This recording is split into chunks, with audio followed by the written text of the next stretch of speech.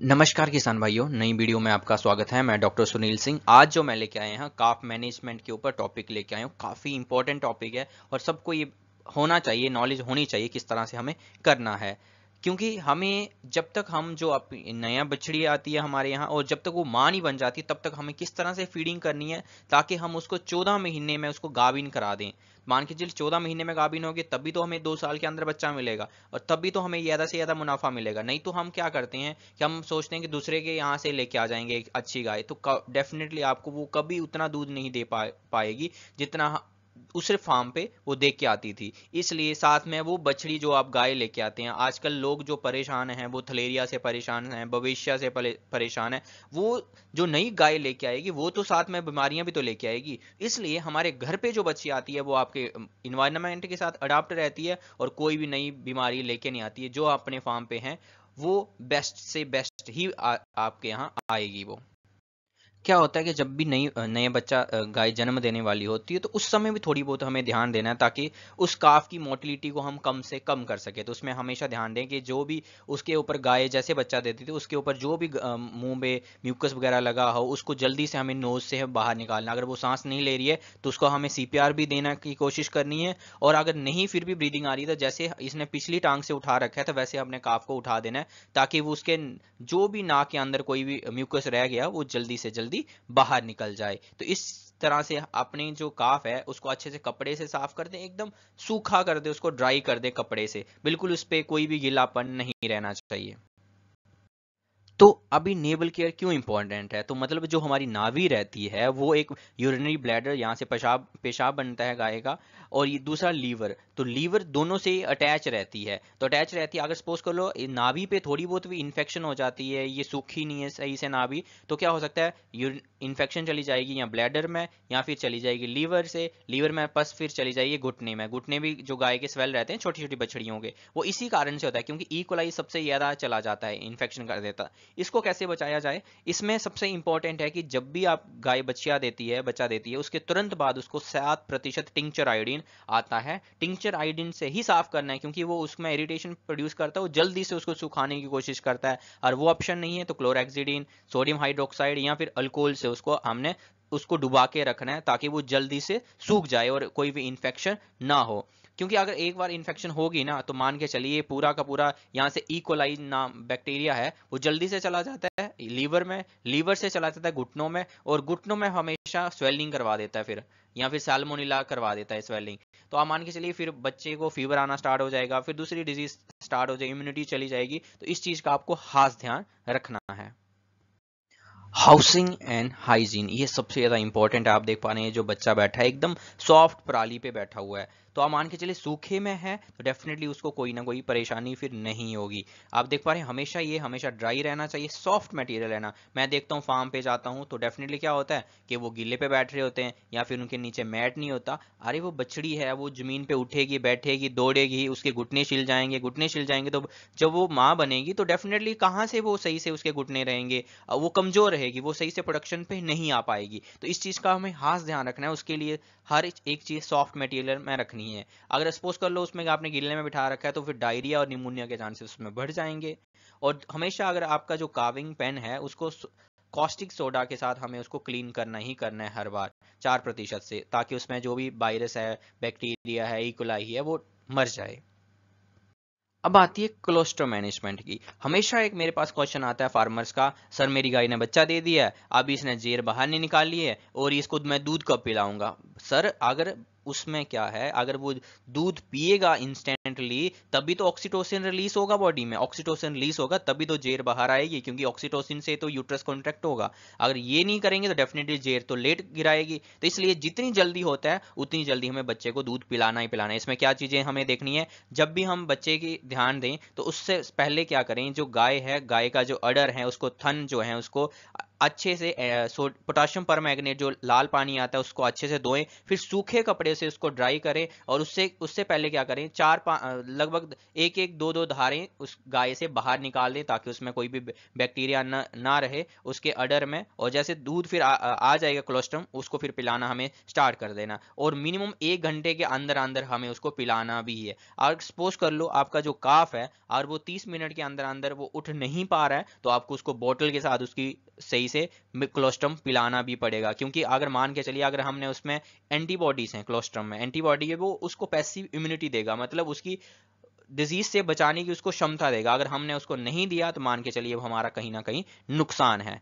तो क्या नुकसान है, क्योंकि आप देख पा रहे हैं यहाँ पे एक पूरा का पूरा एक चार्ट बना हुआ है। चार्ट में ये कह रहा है चार्ट कि हमारा 0 घंटे तक ही सबसे ज्यादा परसेंटेज ऑफ इम्यूनोग्लोबुलिन एब्जॉर्ब हो रही हैं, और लगभग 12 से 18 24 घंटे के बीच में नील हो रही हैं। तो 12 से 24 घंटे के बाद हम अगर दूध पिलाते हैं गाय का पीला वाला दूध, वो उसका कोई फायदा नहीं है पिलाने का, कोई इम्यूनिटी नहीं प्रोवाइड करने वाला वो फिर। तो इसलिए इस चीज का आपको खास ध्यान रखना है कितना पिलाना है, आपकी क्वालिटी कैसी होनी चाहिए कोलेस्ट्रॉल की। तो उसमें 50 ग्राम लीटर 1 लीटर में इम्यूनोग्लोबुलिन जी होना चाहिए। वो हर कोई मेजर नहीं कर सकता, और कोई करना चाहता है तो आइडियली उसमें ब्रिक्स रिफ्रैक्टोमीटर स्कोर जो है उसका 22% से ज्यादा होना चाहिए।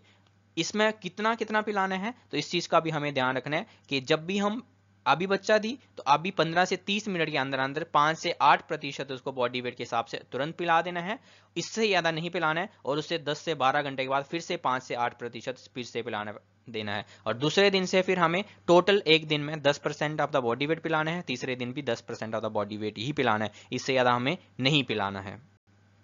नहीं तो क्या हो जाएगा, डायरिया स्टार्ट हो सकता है। डायरिया स्टार्ट हो जाएगा तो जो जितना हमें दूध पिलाया है वो सारा का सारा बर्बाद चला जाएगा।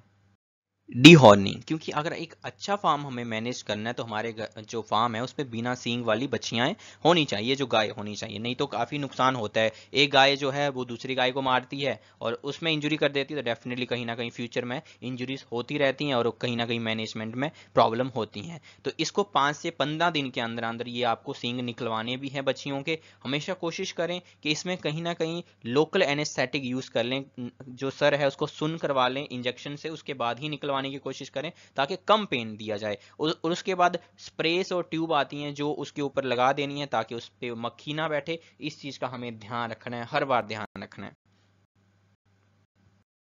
अब बात करते हैं कि टारगेट होना चाहिए हमेशा एक फार्म का। वो टारगेट क्या होना चाहिए कि मेरे फार्म पे अगर एचएफ या एचएफ आ रही है तो उसका 700 से 900 ग्राम पर डे का वजन बढ़ना चाहिए। एक अच्छा जेनेटिक्स यूज किया होगा तो डेफिनेटली बढ़ेगा ही बढ़ेगा। दूसरा, अगर जर्सी की बात करूं तो 600 से 800 ग्राम उसका भी वजन बढ़ते रहना चाहिए। इसी यही होगा तभी तो हमारी जो बच्चियां है वो साल भर में 350 पार करी जाएगी एचएफ में। और जर्सी की बात करूं तो 300 केजी करवा दें हो जाए, ताकि हम जो उसको 12 से 14 महीने में एवरेज जो है हमारी जो एचएफ है उसको 350 पे ही हम एआई करवाएं। क्योंकि हमें एचएफ से ये दूध ज्यादा चाहिए होता है, मोर देन 30 लीटर। तो अगर मोर देन 30 लीटर दूध चाहिए तो आपको 350 से कम एआई नहीं करवानी है, इस चीज का ध्यान रखना है। और जर्सी में 300 केजी से कम नहीं करवानी है। अगर 20-22 केजी तक चाहिए, अगर मोर चाहिए तो आप उसी हिसाब से मैनेज कर सकते हैं।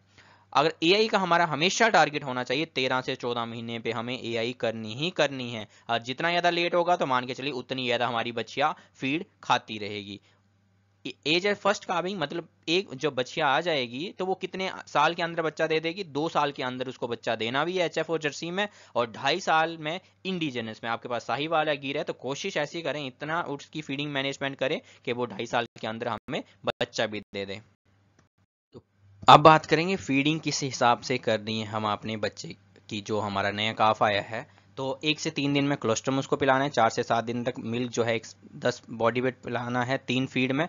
मतलब 3, इस ये नहीं होना कि सुबह शाम ही पिला रहे हैं, 3 फीडिंग में उसके हमें करवानी है। कोलोस्ट्रम भी 3 फीडिंग में हमें करवाना है और मिल्क भी हमें 3 फीडिंग में करवाना है ताकि उस बच्चे को डायरिया ना हो। इस चीज़ से बचने के लिए उसके 8 से 14 दिन के बाद हमें 1 से 10% ऑफ द बॉडी वेट के हिसाब से खिला सकते हैं। ये हमारा चलेगा। 15 से 21 दिन की होगी तो हमें काफ स्टार्टर है थोड़ा थोड़ा देना स्टार्ट कर देना है ताकि उसके र्यूमन की ग्रोथ स्टार्ट होती रहे। और हे जो है पराली जिसको बोलते हैं, एक अच्छी पतली पराली उसको उसके आगे रख सकते हैं ताकि वो उस हिसाब से थोड़ी थोड़ी खाती रहे।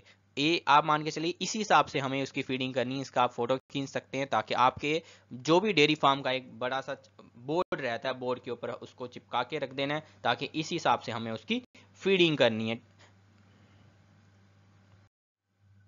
पानी कितना देना चाहिए, जो बच्चा है वो पैदा हुआ है काफ, उसको कितना पानी देना चाहिए। तो इसमें भी बड़े सारे क्वेश्चंस आते हैं कि बच्चों को पानी नहीं देना चाहिए। क्यों नहीं देना चाहिए भाई? क्योंकि उसमें तो 70% से ज़्यादा वाटर है। हमारी बॉडी में 75% है, तो बच्चों की बॉडी में 90% वाटर रहता है, इसलिए इनको पानी भी जरूरी है। तो इसलिए जो पानी अगर हम इनको देते हैं तभी तो जाके ह्यूमन की डेवलपमेंट जल्दी होती है, तभी तो जाके ये रूमिनेंट बनते हैं, नहीं तो हमारी तरह ही इनका पेट होता है। तो इम्प्रूव ग्रोथ, अगर जितना ज़्यादा हम पानी देंगे, एक लिमिटेड अमाउंट में ही देना है बट देंगे, तभी ज़्यादा ग्रोथ होगी, क्योंकि पानी बॉडी में सबसे ज़्यादा रहता है। और हमेशा जब भी हम पानी दें एक साफ सुथरे बर्तन में दें। ये ना हो कि हम किसी में भी पानी दे रहे हैं और इससे क्या होगा कि उसका अच्छा उसको एक साफ सुथरा पानी मिला, नहीं तो उसमें थोड़ा बहुत बैक्टीरिया होगा, सीधा सीधा ही वो ब्लड में एब्जॉर्ब हो जाता है, क्योंकि गाय जो इनका बच्चों का पेट होता है वो ऐसा ही होता है। और हमेशा पानी का टेम्परेचर देख के दें। अगर सर्दियां भी, जैसे सर्दियां आने वाली हैं, तो हमेशा वार्म वाटर ही बच्चे को पिलाने के लिए देना है, एकदम फ्रेश वाटर देना। कितना है? 1 से 2 दिन के बाद उसको आप मान के चलिए 1 से 2 लीटर पानी मजे से पी सकता है काफ, तो उसके सामने रख दें, जितना मन चाहे वो उतना पी सकता है। उसको हमें 2 टाइम तो कोलोस्ट्रम देना ही है, सुबह शाम। और दोपहर को हम थोड़ा सा उसके सामने पानी भी रख सकते हैं, जिसमें वो आधा लीटर भी पी सकता है, उससे उसको बेनिफिट ही मिलेगा। तो मिल्क रिप्लेसर मतलब कि जब भी जो बच्चा पैदा होता है, हमारी गाय अगर मोर देन 30-35 लीटर दूध दे रही है और हमारे यहाँ मार्केट में दूध जो है वो महंगे रेट पे बिकता है, तो हम डेफिनेटली जो आने वाले जो बच्चे हैं उनको हम जो है आधा का मिल्क रिप्लेसर दे सकते हैं, आधा हम पूरा का पूरा गाय का दूध दे सकते हैं। अगर बड़े सारे जो फार्म्स हैं वो सीधा सीधा मिल्क रिप्लेसर ही देते हैं, वो कोई भी दूध नहीं पिलाते गाय का, बस कोलोस्ट्रम पिलाते हैं, उसके बाद पूरा शिफ्ट कर देते हैं मिल्क रिप्लेसर पे। तो ये भी एक बेस्ट तरीका हो सकता है अपना मुनाफा बढ़ाने के लिए, क्योंकि ये 30 रुपये 35 रुपये पर केजी दूध जो है एवरेज इसका मिल्क रिप्लेसर बन जाता है। और इसमें होना क्या चाहिए, लगभग 18 से 30% इसमें प्रोटीन होना चाहिए। टोटल सॉलिड जो होने चाहिए 10 से 13% होने चाहिए, तभी जाके एक अच्छी ग्रोथ मिलेगी। और इस चीज का भी हम ध्यान रखें कि 15 दिन से पहले पहले कोई भी प्लांट वेस्ट, मतलब कोई भी जो प्लांट से आया हुआ हमारा का मिल्क रिप्लेसर है उसको ना दें, या फिश मील उसमें है तो उसको भी ना दें। उससे क्या होगा, डायरिया के होने के चांसेस बढ़ जाते हैं। तो हमेशा डोज क्या रहेगी, 8% ऑफ द बॉडी वेट ही हम मिल्क रिप्लेसर दे सकते हैं।